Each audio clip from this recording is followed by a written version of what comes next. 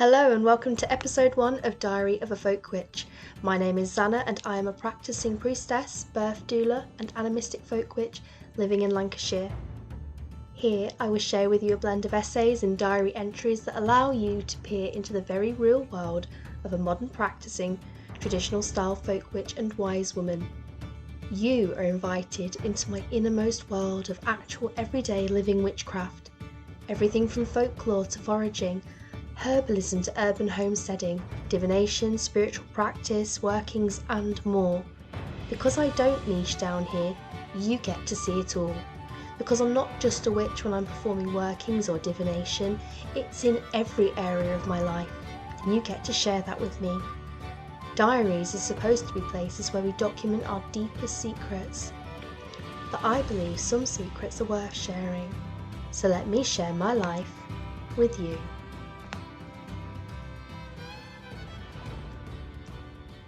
Speaking with Spearmint. Date: May 19th, 2023. Moon phase, new moon. Place: home, Lancashire, United Kingdom. Weather: mild and raining. My goodness, it's nights like this that can really take your breath away, or lead you off on some wonderful adventures, such as drumming with spearmint, or sitting beside the plants at dusk and listening to their wisdom while the odd patter of rain trembles its leaves and the birds sing their families home. Most of my children are thankfully now asleep in bed. They never seem to sleep well on new or full moons, so this morning I woke them up a little earlier, in the hope that they may sleep better tonight. So far, this approach seems to be working. Most are now asleep, with the exception of my eldest daughter, who is tucked up in bed reading. After a long afternoon of dedicating time to catch up on my herbal studies for my foundation in herbal medicine, in preparation of hopefully one day becoming a full medicinal herbalist, I was more than ready to unwind. And yet, the more I tried to sit still, the more the energies of the new moon called out to me, beckoning me to do something, anything that might help me collect some much-needed spoons. You see, the last few days have been incredibly active and actually quite stressful, with some not quite so positive news regarding the ongoing results of one of my children's hip surgeries, then having to write tedious home education reports to prove to the state that I am in fact providing a full-time and suitable education for my children, something that home educators are asked to do annually. And then a slew of other paperwork. I found that by Thursday this week, my ME and fibromyalgia caused me to very nearly hit the wall and crash. Phrases used by both those with these conditions to explain a flare-up in their symptoms. And where neither of these conditions are psychological, they are very much impacted by stress and overexertion. As such, my nervous and adrenal system had switched from suggesting that we slow down to a full-blown and physiological application of forcibly applying the brakes that forced me to stop. Because of this, I chose to take a well-being break from all emails, social media correspondences, and even cancel a few appointments. After all, what use am I to others as a wife, mother, wise woman, and priestess if I myself am burnt out? So today I cleared the decks and stayed home. I slept in, played with my children quietly in the late morning, made homemade ginger and chocolate spice scones when I had a brief rise in energy levels, and then, in the late afternoon, I studied my herbalism. This may sound busy, but it was actually quite nice. I was replenishing my internal battery by slowly and mindfully doing the things that I loved. Today's herbal studies were very practical and scientific. Lots of talk about the body's microbiome, the role of water, plant identification, tests, trace elements, and a little overview of Ayurvedic principles. Where I love the study of phytotherapy, otherwise known as medical herbalism, and the science behind it, I also adore the more esoteric side of herbs, plant folklore, plant energies, and so on. This I often have to explore more in my own time, as this element of herbalism is limited in formal studies. As I sat on the sofa this evening, watching the dusk fall over the new moon sky, I felt the guidance of the goddess Ceridwen. Come on now, Xana. Not all rest is inactivity. You wanted to write a block on mint for your plant lore series. Well, I have an idea for you. Go out into the garden, find the most perfect sprig of the plant, take it inside, and use it for a drum journey. Trust me, I think you will find it quite motivating and revitalizing. I smiled. Ceridwen is always so forthright, never mincing her words. She will move you to action whether you want her to or not. Upon her suggestion, I roused myself from being a sprawled out couch potato and hobbled across the room to open the patio doors, my joints still sore from my fibromyalgia flare. As I did this, a beautiful, mild, damp air bathed my face in refreshment. At 7:32 p.m, it was still mildly drizzling after the shower that nourished the earth about an hour before. A blend of mild spring air and damp sent many fragrant aromatics up into the air, each caressing my face as it hit my senses. First the pineapple mint, then the calming tang of lemon balm, Melissa officinalis, before I quietly walked up to the spearmint. I was at least 4 paces away from this vastly spreading plant when I could already feel my nose prickle with the unmistakable spicy and earthy aroma that is spearmint, Menthes spicata. I spent a moment or two just gazing at this beautiful plant and its impressive opposite and alternating leaf system that climbed high upon the proud and erect square stem. I breathed in the spearmint's earthly fragrance and was filled with an immediate sense of being both calm and awake. The scent alone had already revitalized me somewhat. I leant over and let my hand stroke through the stems and serrated leaves. As I did so, yet more lustrous fragrance rose into the air, made more intense by the rain. Eventually I came upon one sprig in particular that beckoned to me, and as usual I asked the plant, as I do with all plants when either out foraging or collecting from the garden, "May I please take this sprig for medicine and journeying?" Whether you are, like me, a folk witch, priestess and practicing wise woman, or you are a shaman, Wiccan, druid, or follow any other spirituality, the plant will always speak to you in a slightly different way, varying its communication in the certainty that whoever is connecting with it will understand its message. I often find that when a plant or tree is not happy for me to take from it, my hand will either feel heavy, or I will have an immediate energetic impression of "No!" or "Back off!" And yet, when the plant is happy for me to take, they often send a feeling of lightness into my hand, and an energy that feels as though the plant is smiling. And spearmint smiled from ear to ear, well, metaphorically speaking. I carefully broke off the sprig and travelled on back up the garden path. When I got inside, I got my doula drum down off the wall, a drum I made in a shamanic drum birthing workshop in 2019 with dear friends at the Way of the Buzzard. I laid both the spearmint and the drum on the family dining table. Briefly, I stood beside the two, pondering on how to proceed. I've worked with herbs, plants, flowers and trees for most of my life, but drum journeying with them, well, this was a new calling within my practice. "I'm overthinking this," I told myself. "Why complicate things? You know how to journey, do this intuitively and get on with it." With the pep talk over, I picked up the spearmint and gently shook off the rain and a couple of aphids that were lurking under the leaves, and held it in my left hand along with the drumstick. With the right I held my drum. With eyes closed I took several long, slow breaths.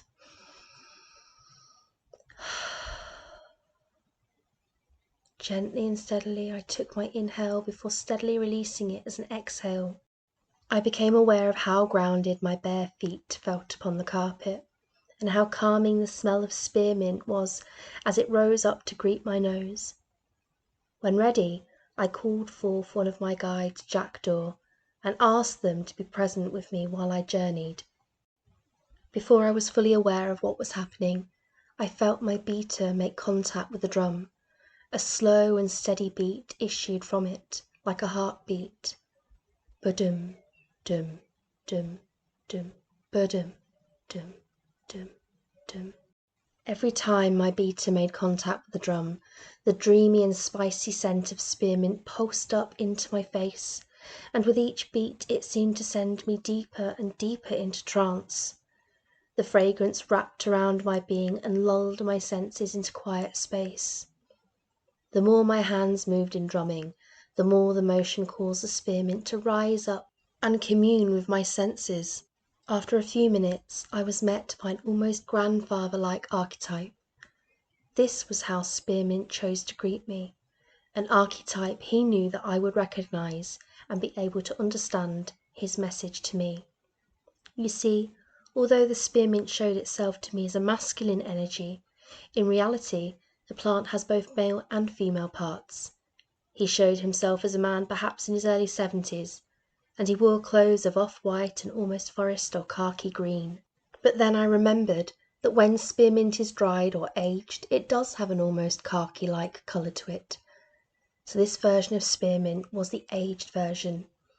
He smiled at me, and then he told me his story. I am one of the links to the grandfather, the ancestor, the wise man and the elder. I ground and I ease, offering healing wisdom to all who work or take of me. I am tall and focused like the spear, but instead of harming, I point to the sky, ever reaching toward the sun, reminding those who know my wisdom that they should ever reach sunwards too. I am of the earth, and my constitution is cooling like a breeze on a bright spring day. I soothe nerves and stomach dis-ease. I cleanse and I soothe, moving old energy away and bringing in new scent that is pleasing. I am cleansing in more ways too. I am antiviral, antiseptic and antifungal. I am anti-dis-ease and am pro-healing. You see my squared stems? They show balance and strength. Those who drink or eat of me know that I can bring them back to center and help them stand tall again. My stems also demonstrate resilience. They are not easily bruised under thumb, and although I sway in the warm summer breeze, I move with the wind and rarely break with its force. Like my many mint siblings, I bring cleansing and ease, and my scent awakens, revitalizes and cleanses. And I do this inwards too, moving out of the body all that does not serve. Observe my alternating and opposite leaves, like arms reaching first one way and then another. I help all those who call upon me. I bring them balance. Eventually my journey slowed and came to its natural conclusion. The beater struck its last 3 beats and I lowered my drum. I felt sore from the drumming. My arms ached and stung from fibromyalgic throbs, but it was worth it. How much of the plant's wisdom was already held within my consciousness and unconsciousness from my own budding herbalist knowledge of the plant, and how much was genuinely offered up to me by the plant spirit of the mint, could be debated. I make no effort to hide the fact that I have been self-studying herbalism and folkways all of my adult life, and I have recently taken the plunge into studying it formally. Therefore, I of course already know a lot about this plant and its medicinal applications. However, there were insights into this plant and its spirit nature and constitution that I do not feel could easily be summed up as previously learnt wisdom or even having a vivid imagination. The more that the mint spirit spoke to me about balance, the more it made sense to me from a medicinal and spiritual perspective. Balance is something I am currently bringing back into realignment in my own life, so perhaps this is why I have been so intuitively drawn to the mint over the last 2 weeks. Perhaps mint in spirit essence is stepping forward as a temporary plant and medicinal ally, offering me its skills and wisdom to help me through this particular phase of life's journey. It's certainly food for thought, or perhaps in this case, herb for thought. With the drum journey done, I hung my doula drum and beater back upon the wall and set the spearmint down on the counter, thinking that I would either compost it or use it in cooking tomorrow. But as I did this, I felt the plant rise up again. No, no, the lesson isn't over yet. Drink me, drink me. I went to reach for my chamomile and lemon balm in preparation to make a particular home tea blend that I like, but intuitively I felt as though I shouldn't do this tonight, that perhaps in some way it might dilute any messages that the spearmint was trying to offer up, that perhaps the mint might end up vying for attention over that of the other two herbs. With this in mind, I boiled the kettle and placed the spearmint into my favourite mug, a large green tankard-style mug that I bought from the hen shop in Avebury, Wiltshire. Before I poured the water over the spearmint, I thanked it for its sacrifice and lessons so far, and for any lessons it may impart while I drink of its medicine. I stirred in some organic honey and left the tea to steep and cool. When I came back to it, I took the warm mug to the sofa and curled up comfortably in order to slowly sip my brew and watch one or two of my favourite YouTube channels who vlog on either herbalism or homesteading. My first sip sent a warm and refreshing waterfall down through my throat. I felt it pour into my stomach and rest there. A sense of ease and relaxation spread through my entire body. Even though I didn't have any digestive dis-ease, the mint seemed to flow through and ease every part of me. This is how life is supposed to feel, I thought to myself. This is the level of contentment we should be feeling at the end of every day. Our bodies are not meant to work so hard that stress manifests as stomach issues, high blood pressure, or headaches. We are supposed to follow our passions and experience life, not work ourselves into the ground for the sake of what? Capitalism and other people's ideal of what life should be? There needs to be more balance in my life, and I need more boundaries, and not feel guilty when I implement those boundaries and say no to others. I need to slow down and express myself more through my writing. That is where some of my passion lays. Through my writing, folk witchcraft, doulaing, priestessing and herbalism. I continually tell my children to learn through their passions. Home education is child-led, and that best learning comes through self-exploration. Perhaps it is time I modelled this myself. Then I will find balance and a little more peace. Mint had given me another message, but not directly like in the journeying. Instead, the act of sitting down and drinking that magical tea had given me the time and space I needed in order to process some of the causes of my current stress, dis-ease, and flare-up of health conditions. Mint had forced me to sit down and make way for mental processing time. There is an undeniable magic and healing element to drinking tea. That is why as a doula I was taught the art of intelligent tea drinking, a form of sacred listening where a doula holds space for parents to speak and debrief while on their pregnancy or birthing journey, and why so many witches make sacred and healing tea blends, or why some of us still practice the age-old art of tasseomancy, because a cup of tea is a potion and really is magic. Through the time, mists, and distance between us, blessings from me to you.